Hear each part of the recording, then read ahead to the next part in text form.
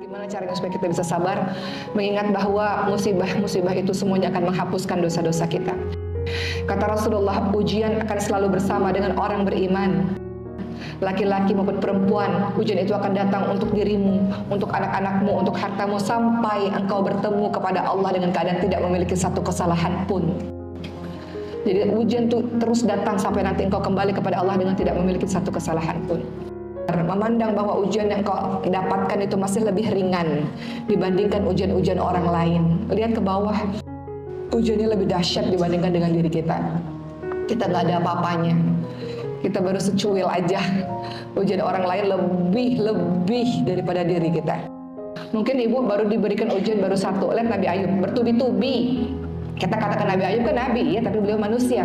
Makanya kisah beliau dimasukkan ke dalam Quran supaya kita bisa belajar, karena isi Quran itu sepertiganya adalah kisah untuk kita belajar. Kata Nabi Muhammad apa? Kalau kau merasa sedih, kau lihat dalam kehidupanku. Mudah-mudahan itu bisa meringankan kesedihan kita. Kehidupan Rasul terusir dari tanah airnya itu kesedihan, Bu. Ibu-ibu terusir dari Indonesia misalnya karena satu dan lain hal. Sedih nggak kira-kira? Sedihlah, semua kenangan ada di tempat ini. Terusir secara paksa misalnya dari tanah air kita. Orang-orang yang kita cintai sekeliling kita udah nggak ada lagi misalnya.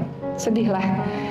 Yatim piatu nggak punya siapa-siapa gitu, sedih. Itu apa yang dirasakan oleh Rasul. Jadi kalau kita sedih, coba berkaca sama Rasul, atau berkaca pada orang-orang terdahulu, atau mungkin berkaca pada orang-orang di bawah kita. Kita ini nggak ada apa-apanya, ujian kita cuma secuil aja, nggak ada apa-apanya, dan itu pun akan selesai, akan baik-baik aja. Kemudian yang kelima, gimana caranya supaya sabar? Mengingat pada balasan sabar dan ridha begitu besar. Balasan kita sabar dan ridha begitu besar. Tadi saya ucapkan surah Az-Zumar ayat 10. Innama yuwaffas sabiruna ajrahum bighairi hisab. Sesungguhnya hanya orang-orang yang bersabarlah dicukupkan pahala tanpa batas. Balasan untuk orang-orang yang sabar. Pertama, Allah memuji-muji mereka. Teman-teman lihat dalam surah Al-Baqarah ayat 177. Orang-orang yang sabar dalam kesempitan, sabar dalam penderitaan, sabar dalam peperangan, seperti orang-orang di Gaza. Mereka itulah orang-orang yang benar imannya. Jadi kalau Allah pengen lihat kau benar gak ya imannya, Allah akan mengujimu dengan kesempitan, dengan penderitaan, mungkin dengan peperangan. Kata Allah, orang-orang yang sabar dalam kesempitan, penderitaan, dan peperangan itulah orang-orang yang benar imannya. Mereka itulah orang-orang yang bertakwa. Kemudian balasan untuk orang yang sabar yang kedua, dia dicintai oleh Allah Subhanahu wa taala. Wallahu yuhibbus sabirin. Allah mencintai orang-orang yang sabar. Surah Ali Imran 146. Allah mencintai orang-orang yang sabar. Supaya Allah tahu siapa yang sabar, ya Allah harus kasih ujian dulu. Karena semua orang bisa bilang di mulutnya saya sabar ya Allah, tapi kan butuh pembuktian. Ketiga, balasan untuk orang yang sabar, pahala tanpa batas. Surah Az-Zumar ayat 10 yang tadi saya sudah bacakan. Bersabar akan mendapatkan pahala tiada batas. Keempat, kalau nanti kita meninggal dunia, Bu, itu malaikat-malaikat udah siap dalam menyambut orang-orang yang sabar di pintu-pintu surga. Surah Ar-Ra'd ayat 24. Kata malaikat-malaikat, nih kita lihat kembali kepada Allah nih. Kita berharap kembali kepada Allah dengan kalimat begini ya Bu. Ya ayatuhan nafsul mutmainnah irji'i ila rabbiki radiyatan mardiyah fadkhuli fi ibadi wadkhuli jannati. Wahai jiwa-jiwa yang tenang, kembalilah kepada Allah dengan hati yang ridha dan diridhai olehnya. Masuklah ke dalam golongan hamba-hamba Allah, masuklah ke dalam syurganya Allah. Nanti udah masuk meninggal dunia, nanti malaikat-malaikat menyambut khusus untuk orang-orang yang sabar. Di dunia udah terlalu banyak sedihnya, di dunia udah terlalu banyak penderitaannya, di dunia udah terlalu banyak air matanya. Sekarang udah selesai. Udah selesai. Kata malaikat apa? Salamun alaikum bima sabartum. Salam sejahtera untuk kalian semua orang-orang yang sabar. Salam untuk kalian semua orang-orang yang luar biasa. Maka alangkah baiknya tempat kesudahanmu ini, alangkah baiknya tempat ini. Sudah selesai, yang kemarin yang sedihnya udah selesai. Alhamdulillah, sebentar aja kok. Sekarang masuk ke surga nih. Semua malaikat menyambut, ayo silakan masuk untuk orang-orang yang sabar. Salam sejahtera untuk kalian orang-orang yang sabar. Silakan masuk.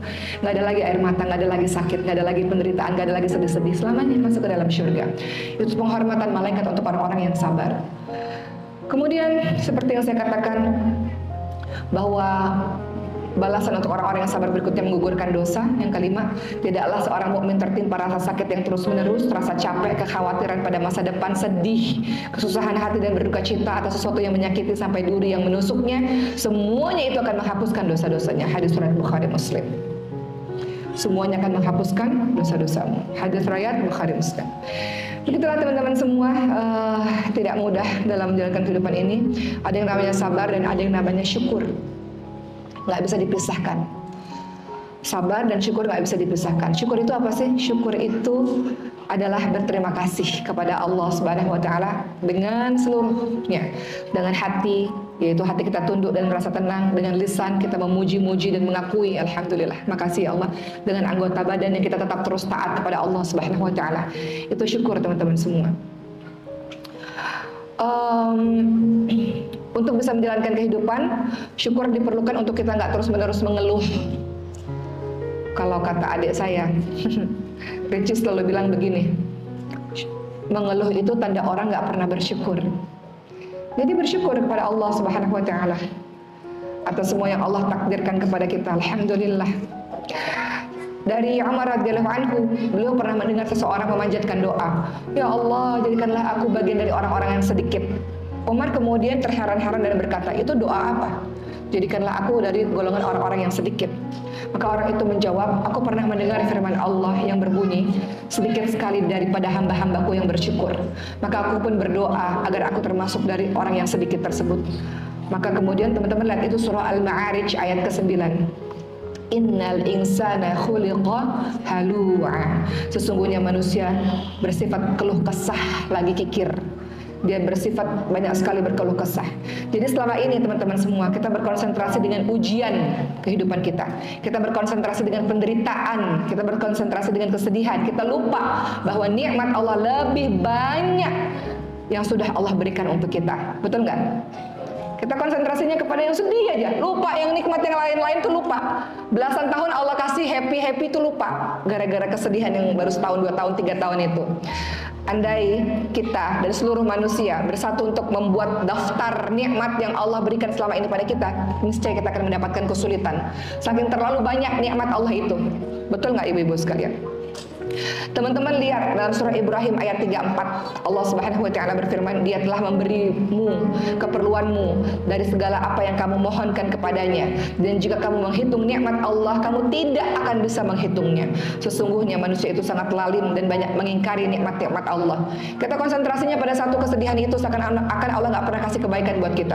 Allah kasih kebaikan puluhan tahun buat kita, kita lupa teman-teman semua. Hanya karena satu kesedihan lalu kita katakan, Allah engkau di mana ya Allah, engkau nggak lihat, engkau jahat padaku ya Allah, engkau nggak adil padaku ya Allah. Kemarin kemana aja? Nikmat yang Allah berikan banyak. Makanya fabi ayyi ala'i rabbikum tukadziban diulang-ulang terus dalam surah Ar-Rahman. Nikmat yang mana lagi yang kau dustakan? Lupa. Kau nafas aja nikmat. Baru ngerasa nafas itu mahal ketika beli tabung oksigen tuh baru ngerasa mahal. Ya nggak ibu-ibu semua?